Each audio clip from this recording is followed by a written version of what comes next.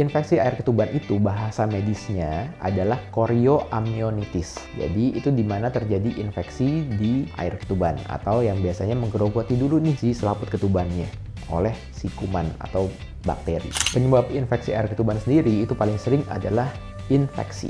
Infeksi itu bisa terjadi akibat adanya bakteri yang masuk dari vagina masuk ke dalam rahim. Di dalam rahim itu kan tadi ada selaput ketuban. Nah, selaput ketubannya ini yang akan digerogotin nih oleh si bakteri tersebut. Faktor resikonya itu ada beberapa hal ya. Yang pertama, yang paling sering adalah ketuban pecah dini. Jadi di mana ketuban itu pecah pada saat belum terjadi proses persalinan atau pada saat sebelum cukup bulan. Jadi ketubannya itu udah pecah dulu.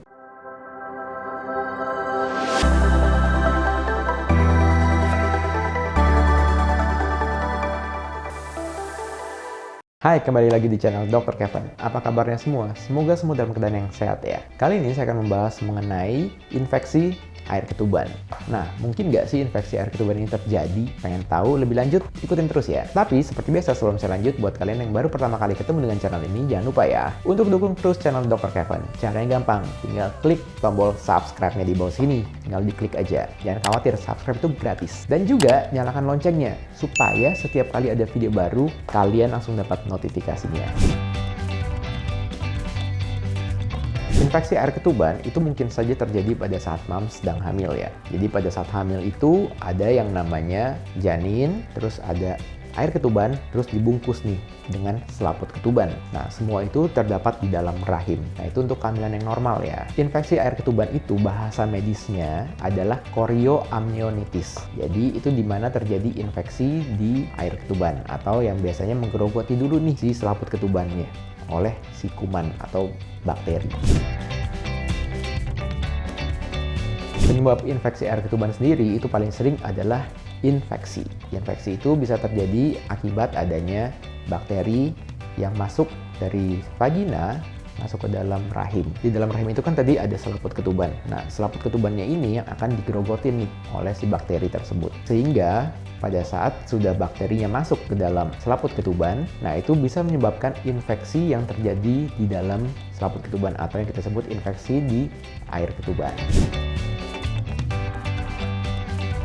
Faktor resikonya itu ada beberapa hal ya. Yang pertama, yang paling sering adalah ketuban pecah dini. Jadi di mana ketuban itu pecah pada saat belum terjadi proses persalinan atau pada saat sebelum cukup bulan. Jadi ketubannya itu udah pecah dulu. Nah, akibat ketubannya pecah, itu bakteri yang di dalam vagina itu bisa naik ke atas dan masuk menginfeksi di air ketuban yang masih ada. Jadi yang namanya ketuban pecah itu ada yang tidak langsung pecah habis semuanya, tetapi ada juga yang merembes dikit-dikit. Faktor resiko lainnya adalah apabila terjadi proses persalinan yang relatif lama. Jadi pada saat proses persalinan sudah berlangsung dan selaput ketubannya sudah pecah, nah ini berlangsung lama, tentunya itu meningkatkan resiko untuk terjadinya infeksi di cairan ketuban. Dan juga pada saat mams dalam proses persalinan di mana air ketuban sudah pecah, itu harus tetap dimonitor ya. Jadi kita tidak boleh sering-sering melakukan pemeriksaan dalam, karena dengan melakukan pemeriksaan dalam kita mengekspos dan kita meningkatkan resiko terjadinya infeksi pada cairan ketuban tersebut.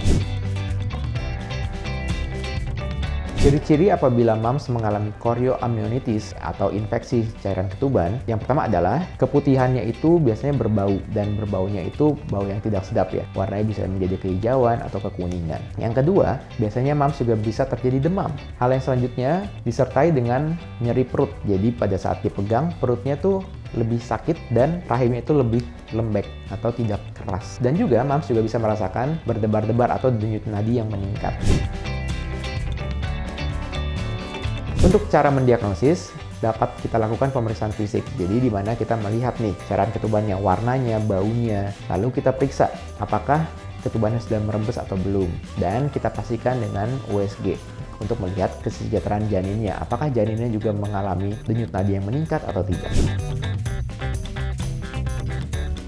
Untuk cara penanganan tergantung dari kondisi mams dan usia kehamilannya juga ya. Jadi apabila usia kehamilan sudah mendekati cukup bulan dan air ketubannya sudah habis dan juga terjadi infeksi berat, nah itu bisa kita lakukan terminasi kehamilan. Jadi kita bisa melakukan induksi persalinan atau kita juga bisa melahirkannya lebih cepat. Selain itu, kita juga akan memberikan antibiotik kepada mams yang sedang menderita chorioamnionitis. Karena pemberian antibiotik itu dapat mencegah terjadinya sepsis, di mana bakteri yang masuk ke dalam cairan ketuban itu juga dapat masuk ke dalam aliran darah dan juga dapat merusak organ-organ tubuh mams. Untuk cara pencegahannya, mams harus memeriksakan dirinya ke dokter ya. Jadi setiap kali kontrol kehamilan itu juga dapat kita periksa nih, dari jumlah air ketubannya jernih atau keruh, keadaan janinnya seperti apa, apakah ada rembesan, apakah keputihannya itu masih normal atau tidak. Jadi apabila mams sudah hamil di trimester kedua akhir atau menjelang trimester ketiga, biasanya keputihan itu akan bertambah lebih banyak. Nah, itu yang harus kita pantau ya,